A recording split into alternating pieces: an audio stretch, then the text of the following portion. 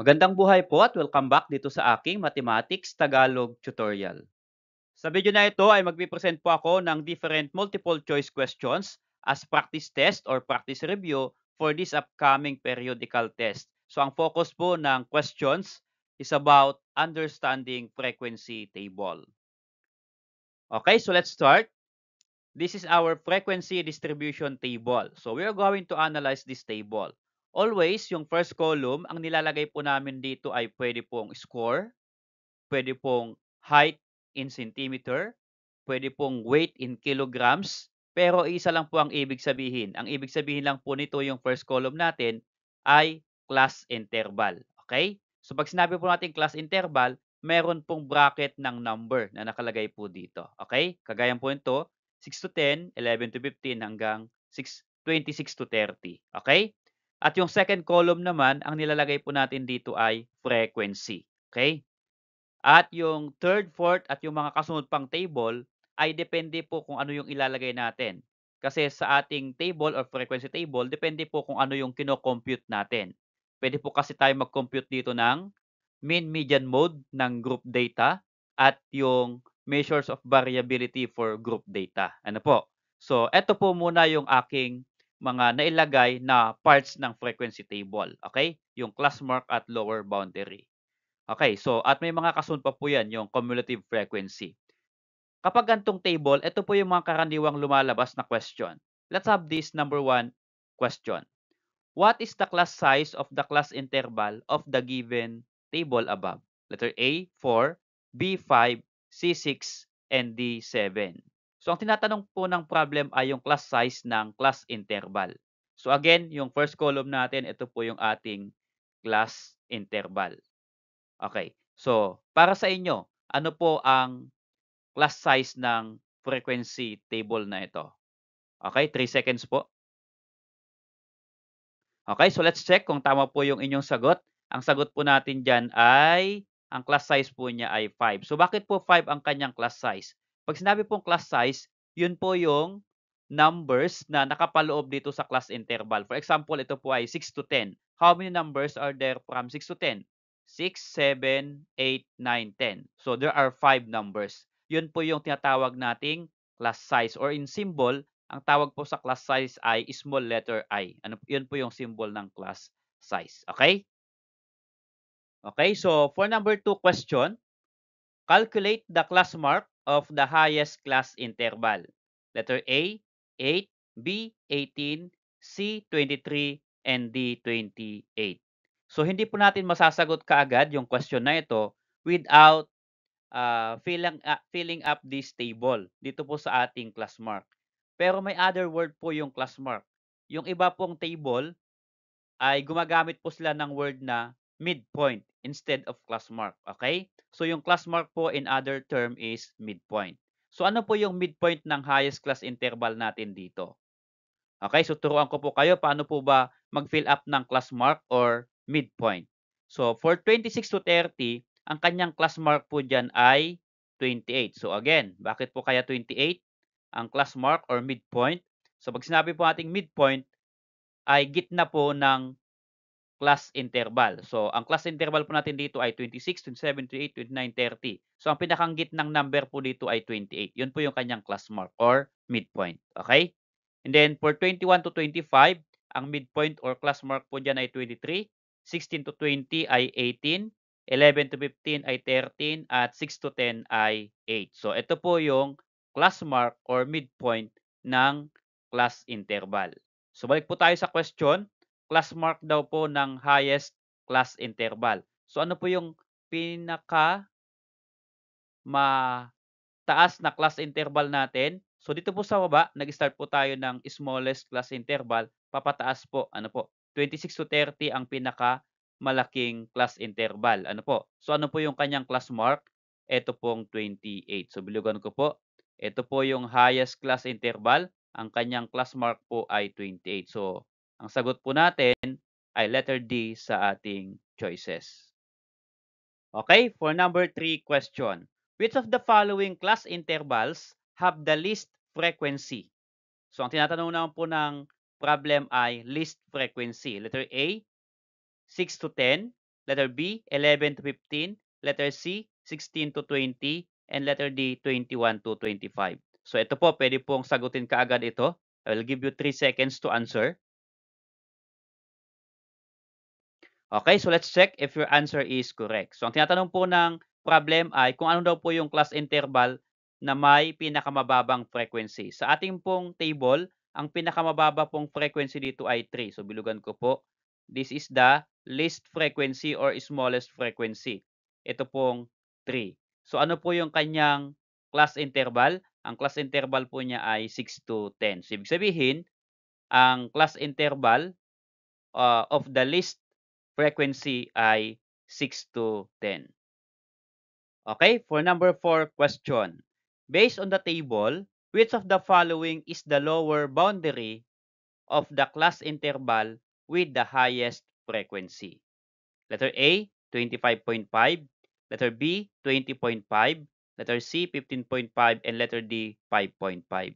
Okay, so sa ating pong fourth column rather, ito po yung ating lower boundary LB. Pero ano po yung LL? Ang tawag po diyan ay lower limit. So yung lower limit or lower boundary ay pareho lang po yun ang ibig sabihin.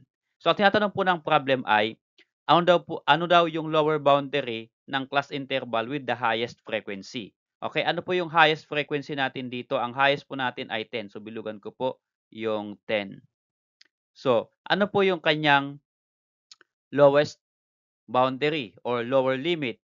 Okay, so tuturuan ko po kayo kung paano po mag-fill up ng lower boundary or lower limit. So, to calculate the lower boundary, unahin na po natin itong 26 to 30 pababa. Ang lower boundary po ay magmaminus po tayo ng 0.5 dun sa smallest number ng frequency or ng class interval rather. So, ang ating pong class interval ito ay 26 to 30. Ano po yung smallest number from 26 to 30? 26 po. So yung 26, magmamayos lang po tayo ng 0.5. So 26 minus 0.5 is 25.5. Okay? So lagay ko po dito.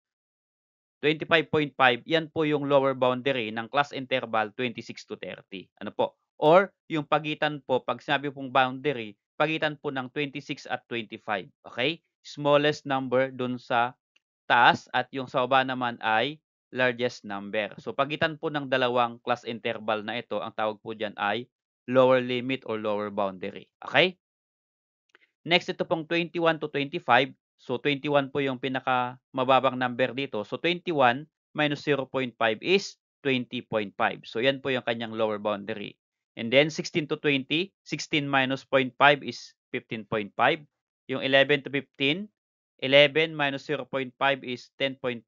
At yung last, ito pong 6 to 10, 6 minus 0.5 is 5.5. So yan po yung ating lower boundary or lower limit. So balik po tayo sa ating question. Lower boundary daw po ng class interval with the highest frequency. Ito po yung ating highest frequency. Yung line na ito o yung row na ito, ang kanyang pong lower boundary ay 20.5. So sa ating pong choices, ito po ay letter B. Okay, for number 5 question. What is the class mark of the class interval with the lowest frequency? So, ang tinatanong naman po ng number 5 question ay yung class mark ng class interval na may lowest frequency. Letter A, 28, letter B, 23, letter C, 13, and letter D, 8. So, madali lang po yan hanapin dito sa ating table. I will give you 3 seconds to answer. Okay, so let's check if your answer is correct. So the correct answer there is letter D, 8. So bakit po 8 ang class mark of the class interval with the lowest frequency? So ang ating pong lowest frequency ay ito pong 3. So ano po yung class mark? Ang class mark po niya ay 8. Okay? Okay, for number 6 question. How many class interval are there in the table? So, ang tinatanong po ng problem is the number of class interval in the table. Letter A, 3, B, 4, C, 5, and D, 6. Okay, so madali lang po ang sagot nito. I will give you 3 seconds to answer. Okay, so the correct answer there is 5. So bakit po 5? Ang tinatanong po niya ay how many class interval. So yung class interval ay kung ilan daw po. Ito na po yung ating class interval. So ika-count lang po natin. 1, 2, 3, 4, 5. So there are 5 class intervals. Okay, so our answer is letter C. For number 7 question, compute the total frequency. So ito, madali lang po ito. Kakalculate lang po natin yung total frequency. Ia-add lang po natin. So if you're going to add 6 plus 10 plus 7 plus 4 plus 3, ang total po nito ay 30. Ano po? So yung ating pong multiple choice, 15, 20, 25, 30. So letter D po yan, 30. Okay, so for number 8 question, compute the cumulative frequency of the class interval 16 to 20. Letter A, 7, B, 10, C, 14, and D, 30.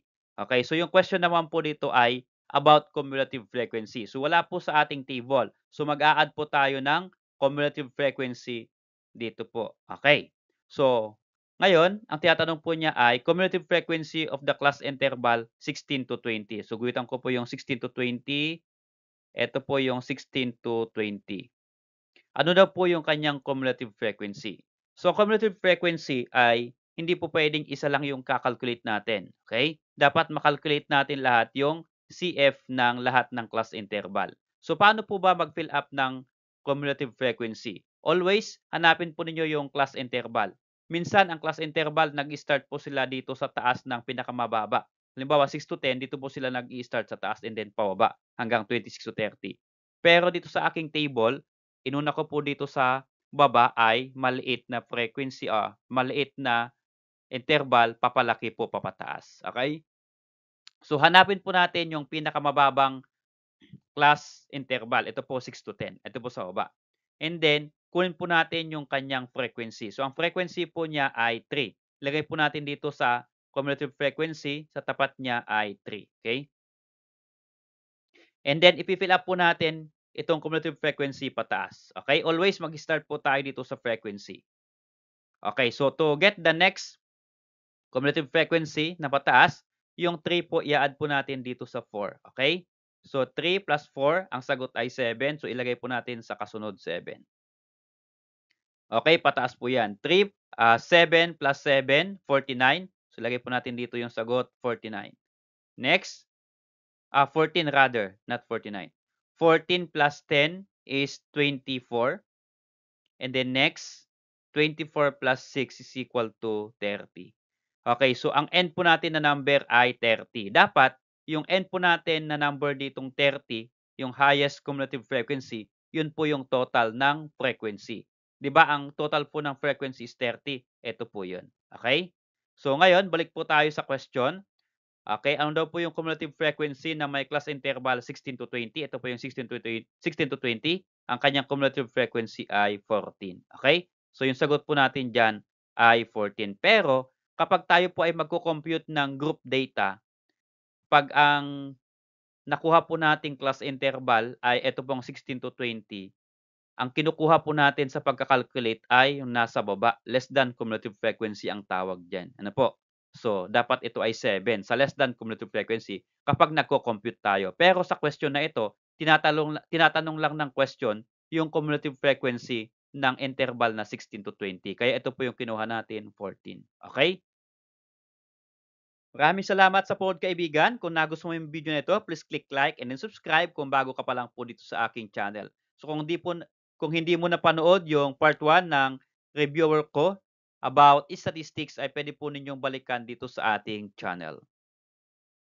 Disclaimer and copyright for this video.